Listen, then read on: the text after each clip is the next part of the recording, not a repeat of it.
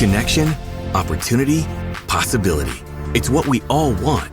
Spectrum has built a world where anything is possible, with products and services designed to work better together for a seamless connectivity experience. A connection to family and friends, a connection to education, and a connection to new opportunities. So there's no limit to how big we can dream. That's Life Unlimited. That's Spectrum. Thanks for choosing this free Anfield Index podcast. If you'd prefer to listen to this or any of our other shows without adverts, then now's the time to check out Anfield Index Pro. With AI Pro, you can supercharge your entire listening experience. You'll not only get all of our podcasts without the ads, but you'll have them far faster with our Quick Publish feature available exclusively for subscribers. AI Pro also puts you in the heart of our sound studio, with an option to listen to many of our shows live and interact with the podcasters in real time as the shows are recording. Upgrading couldn't be easier. AI Pro is available on all popular podcast platforms. Just head on over to AnfieldIndexPro.com and get started today. Hello and welcome to the Daily Red, your lunchtime catch-up on all things Liverpool FC and your daily reminder that the Reds are top of the league. Today, we're going to look at some news and then we're going to do our 2024 awards show for the Daily Red. So, let's jump straight into the news. Arne Slot has done his press conference today and he spoke about a wide array of things, including Trent. He said that Trent is 100% committed to the club and that Liverpool have no interest in parting ways with him. So, I think we can put to bed any possibility of him going to Real in this window. And it remains to be seen what happens with his contract. It may well be that Trent is on the fence and Real have launched this offensive to try and show him, well, we want you more than they do. We're willing to pay to get you. It's not just that you're on a free. It may well be that he's made his mind up one way or another. We don't know. We can assume, and my assumption right now is that he's going to leave in the summer. He hasn't said anything publicly, and that's what concerns me the most, is that he hasn't said anything. The other two have been very, very vocal about wanting to stay. It also doesn't help the way he controls so much. He can't control the actions of somebody else. Arne also spoke about injuries. Ibu Kanate and Conor Bradley both back in training today. So they'll train today, they'll train tomorrow, and potentially then that means they'll be in the squad for Sunday. Now, I would have doubts that either will start. I don't think it would be wise to start, especially Ibu. I think would be absolutely fine with Jarrell Quansah next to Virgil. And then have maybe Ibu play 30 minutes against Spurs in the week. Maybe he plays half against Accrington Stanley. And then he's back and good to go for Forest. Same thing with Bradley, although he's obviously not a first-choice starter. You could see him potentially play 20 minutes against Spurs and maybe start against Accrington to get minutes under his belt, and then he's back into the swing of things. He also spoke about Joe Gomez with injuries during his career. Like, it's such a shame because I've said this before, I think he is the best English centre-back. If you look at talent, performance level at peak, the skill set that he has, like nobody has his combination of pace, 1v1 defending, versatility, on-ball ability. Nobody has the combination that Joe Gomez has. And like, he's only 27. He'll turn 28 before the end of this season. But he's missed so much football. And I think he's only got 15 caps for England, which is an absolute joke when you look at who has been capped and who's been capped a lot. Mediocre players getting capped ahead of Joe Gomez because of the injuries. And the problem for Joe is that when he gets injured, he not only misses out at international level, but he misses out at club level, and then he can't get back in at club level which means he misses out again at international level. And then when he does get back in at club level, he picks up another knock. And he did so well last year to avoid injury. And he was playing really well again this season, other than perhaps the Newcastle game. But like, Joe played 51 games last season. Basically injury-free. That's the best season of Joe's career. You know, you look at it, he joins us, he plays 7 games, he tears his ACL. He misses all of that season, basically all of the next season then as well with an Achilles issue. Plays 3 games, so 10 games in 2 years. In 17-18, he plays 31 games. Plays a bit at centre-back, plays a lot at right-back. Him and Trent basically platooning in that right-back position, but then he gets injured towards the end of the year.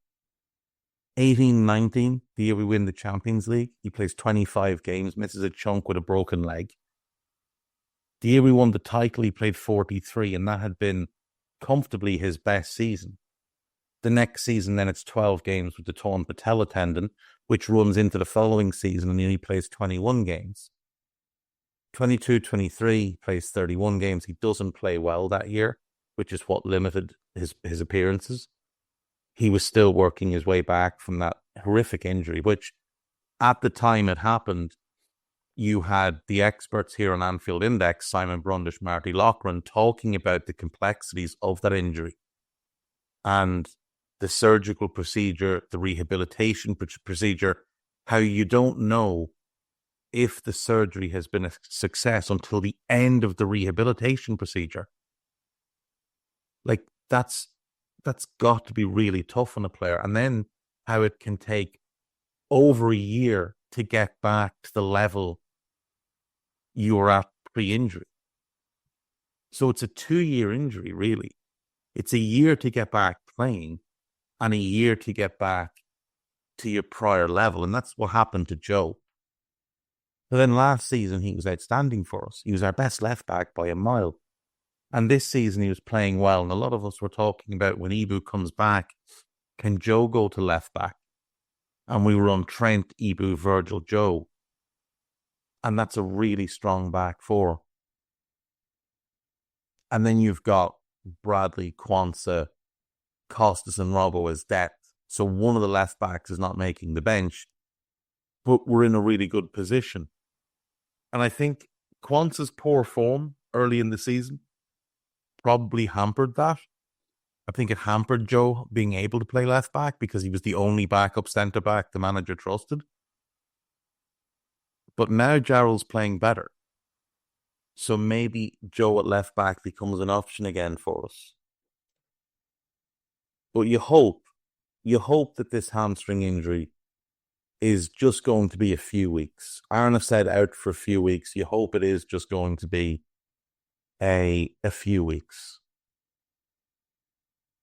You hope it's not going to be something that keeps him out for months, because that would be really, really tough on someone that's a really important player for us. According to This Is Anfield, contrary to reports from Italy, Liverpool have not been approached over a move for Darwin Núñez. So AC Milan have been strongly linked with a move for Darwin. The reports from Italy said a loan with an obligation to buy in the summer. But Simon Jones from the Mail says Liverpool have heard nothing about this, and it's unlikely they'd allow a move without a replacement. Now, I wouldn't be against the idea of doing a deal like that, but again, we would have to have someone else coming in, and it's likely that the forward we want is not available in January. You know, whether that's a João Pedro or a Matheus Cunha or whoever it might be, it's likely they're not going to be available in January. It could be Isak, it could be Sesko, whoever. They're likely not available this month. Someone who might be available is Martin Zubimendi, who apparently is now ready to move. And multiple journalists and one shameless self-promoting spoofer have talked about this. The self-promoting spoofer is obviously Guillaume Balaguer, a prominent Spanish journalist based in the UK, a laughingstock in his homeland, but given a place on a throne in the UK because he speaks with an accent. He says that Man City are interested, but Man City journalists say they're not. I would trust the City journalists over him. David Ornstein has said that Liverpool still admire the player. Nothing has changed in regards to our interest. We would still want to sign him. David Lynch has said that Liverpool are 100% still interested, and if they get the nod that he's available and willing to leave, they will go back in for him. So I would be very, very interested in seeing us add him.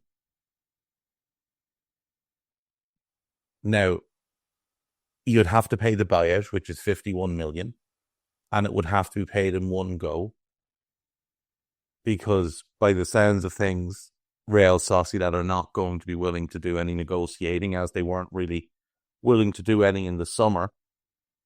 So, look, if we want him and he's open to it, just go and pay the buyout. Just go and pay the release clause and get it done. Because there's a league title to win, and he would be an immense addition, an absolutely immense addition at this point to add to our midfield group. You put him into that group with Alexis, Dominic, Gravenberch and Curtis, and now you've got 5 starters for 3 positions. But more importantly, you've got an elite number 6 who would massively improve us in terms of our build-up play, and he would improve us in terms of protecting that defence. This is MLS and U.S. soccer commentator Brian Dunseth here to tell you the only podcast you need to fulfill your weekly soccer needs. It's Week in the Tackle. And I'm Tom Rennie. We'll talk the Premier League title race, the Champions League, MLS expansionism, and the ongoing disappointments of our respective teams. It's all on Week in the Tackle. Didn't your West Ham just win a European trophy? Ah, that night in Prague. Sorry, what were we talking about? A Week in the Tackle available wherever you get your podcasts. Subscribe today so you don't miss a single episode. He's a better defensive player than Gravenberch. Gravenberch obviously has the added mobility, and he's good at tracking, and he's good at interceptions because he's rangy. But Zubamendi's a much better shield of that defense. He's got much better positional sense. He sees things a lot earlier than Gravenberch, who reacts to things rather than being proactive. And the gulf on the ball is night and day. Gravenberch's a great dribbler. He's not a particularly good passer. He can hit fancy passes, but so could Jordan Henderson. He's not a great passer of the ball. Zubamendi is a great passer of the ball, and he sees things really early. So you could play them together, free Gravenberch up into a more advanced role. You could continue to play Gravenberch in the deep role when Zubamendi's not in the team. You could play the 2 of them with Alexis. You could play the 2 of them with Jones. You could play the 2 of them with Dom, and use them in a variety of different ways. Martin Zubamendi would be a pretty transformative signing for this team. Right. That is all the news on This is Anfield. So let's look at some awards. So let's start with Player of the Year. For the year 2024, now remember, it's a January to December thing. So the Player of the Year for me this season has to be Virgil, because Mo had a poor back end of last season with the injury and then the poor form, and AFCON obviously as well. Virgil was exceptional the back half of last season with chaos around him, a team that was so poorly coached by Pep and Linders, just wide open defensively, Trent half-arsing things, suffering from injuries as well, Ibu injured constantly, Robbo missing time and generally being terrible. Virgil was exceptional. and kept us in a title race that we really had no business being in, given the injuries we had. So he's the player of the year. Young player of the year, I think it would have to go to Conor Bradley. I think what we've seen from him over the last 12 months has been impressive.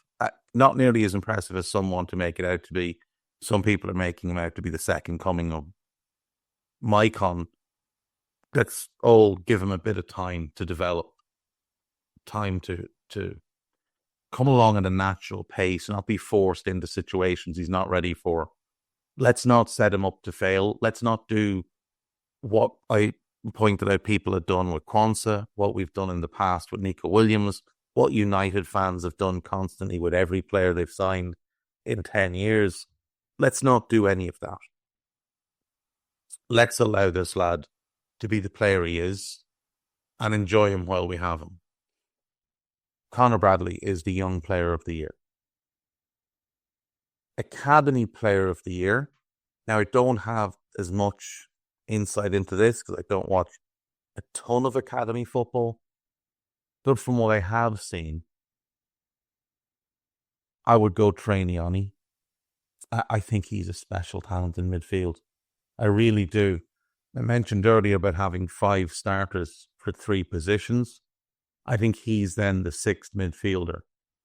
So if you want to completely change things for a cup game, for example, and let's just say the starting midfield is Zubamendi, Alexis and Dom. Well, then you can roll out a midfield of Gravenberch, Niani and Curtis Jones. Be a hell of a backup midfield to throw out.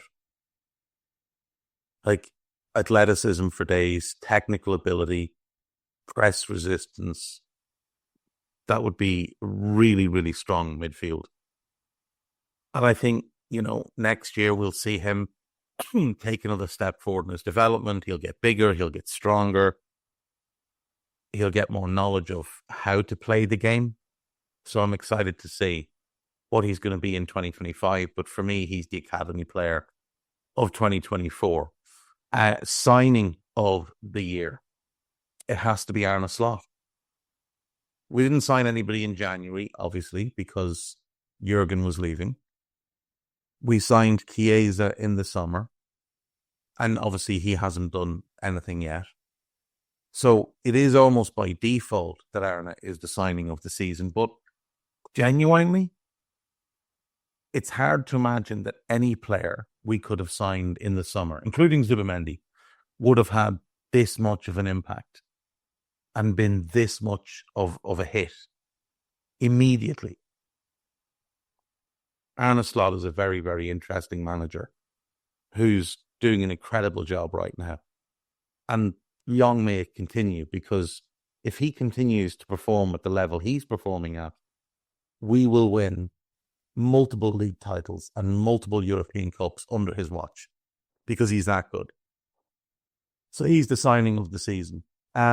Disappointment of the year, I should say. Disappointment of the year, I think the way last season finished, I think was very disappointing. It was maybe a little bit predictable, but the way we just kind of capitulated across 3 competitions was just very disappointing. Having gotten through winning the EFL Cup with a team of kids, to then collapse the way we did was very disappointing. As you know, I recently dusted off the Another Podcast brand. I'm going to dust off something else from back in the day. And we're going to award the Bell End of the Year award.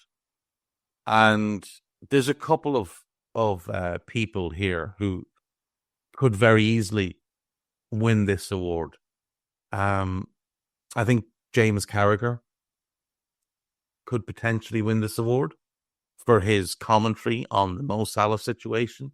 His continued insistence that he's right, despite the fact he couldn't be more wrong if he tried. The way he's framed the Trent thing, while criticizing Trent, he hasn't framed it the same way he framed the Salah thing. Salah was selfish and disruptive. He hasn't said that about Trent, which is interesting. So James would absolutely be a contender. I think Trent's agent could be a contender. I don't think there's any doubt there. But ultimately, I just don't think you can look past Gary Neville. When you think Bellend, you think Gary Neville. And his continued attempts to downplay Liverpool at every turn, with the snide celebrations about Klopp leaving and how we were going to fall apart. Well, your team are 14th now, buddy. To saying we wouldn't finish in the top 4 this year, but United would. Again, your team's in 14th, buddy. And then when given the chance recently to rectify his prediction, when we're sitting at that moment 9 points clear at the top of the league, he still could not bring himself to say that Liverpool were going to win the league. And it's like constant little bits and pieces with him as well. So Gary Neville, with a huge doff of the cap to David Coote, but the Coote incidents don't appear to have taken place this year. Therefore, he cannot be the award winner. Gary Neville is your 2024 bell end of the year. Podcaster of the year can only be one. It's the good brother, Trev Downey, with Molby on the spot, his masterful leading of the Post-Match Raw podcast, AIP, obviously myself and himself do Buzz together as well. If you haven't heard it yet, we have done a Buzz on Die Hard.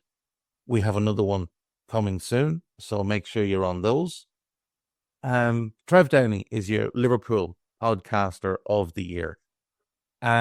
Journalist of the year with regards to Liverpool, I think it can only be Paul Joyce. I do think Joycey still stands head and shoulders above the rest of those on the local patch. Now, obviously, Ornstein does report on Liverpool as well, but he's a national reporter, so I don't include him. Journalist of the year, which is someone that just churns out nonsense without having anything to say, James Jim Bob Pierce, who, if you read The Athletic, if you're subscribed to The Athletic, about every month they do like a transfer notebook thing, and he has literally copy and pasted the same nonsense every single month for Liverpool, every single month, because he knows nothing. So, journalist of the year, Jimbo Pierce. It's also notable that The Athletic has so little confidence in Jimbo, they need about 5 different reporters to cover Liverpool. So, yeah, Jimbo wins that one. Best website for news, I still think it is This Is Anfield. I still think they do the best content in the written form on the club. Best news aggregator, I really like Dave O.C. Cock. Now, look, Anfield Sector does a good job, but Josh is a bell end. The Anfield Talk had the crown, but they've kind of fallen off a little bit.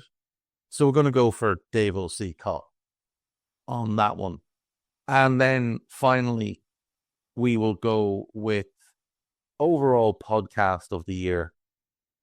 And again, it's one that I highlight all the time. I just think it's incredibly good, incredibly detailed, and so unique. But I do think Minefield remains undefeated in that regard. Now, I will give huge credit to the Under Pressure boys. I think what they do is tremendous. Simon's series on ACLs for Fatigue Index is incredible. It's, as an educational podcast, the Fatigue Index is definitely the best. definitely the best. But Simon is a New York Yankees fan, so we can't be giving him any awards around here. And obviously, look, Raw, I think we do a good job there. I think myself and Carl put forward a decent product with Scouted. I hope people enjoy this, the Daily Red. And yeah, I think that's everything. Belated happy birthday to Gags Tandon. His birthday was a couple of days ago, but obviously wasn't podcasting on the day and forgot to wish him happy birthday yesterday. So happy birthday to Gags Tandon, without whom none of us would be here. That's going to be me for the day, folks. I will be back on Monday. I assume young Davis will be here over the weekend. Take care of yourselves. Bye-bye. We hope you enjoyed listening to this Anfield Index show. Please be sure to subscribe to our channel so future podcasts find their way to your device automatically. There's nothing quite like fan engagement, and we'd love to know what you think of anything discussed on this show. The best way to get in touch is over on our free Discord community, where both podcasters and listeners debate the hottest LFC topics 24/7. Sign up free now at AnfieldIndex.com/Discord. You won't regret it. You can also follow us on Twitter at Anfield Index and find us on Facebook by searching for Anfield Index. Oh, and before you go, we'd love it if you could leave us a 5-star review on your favourite podcast app. It only takes a couple of seconds, and it means the world to the people who create these free shows.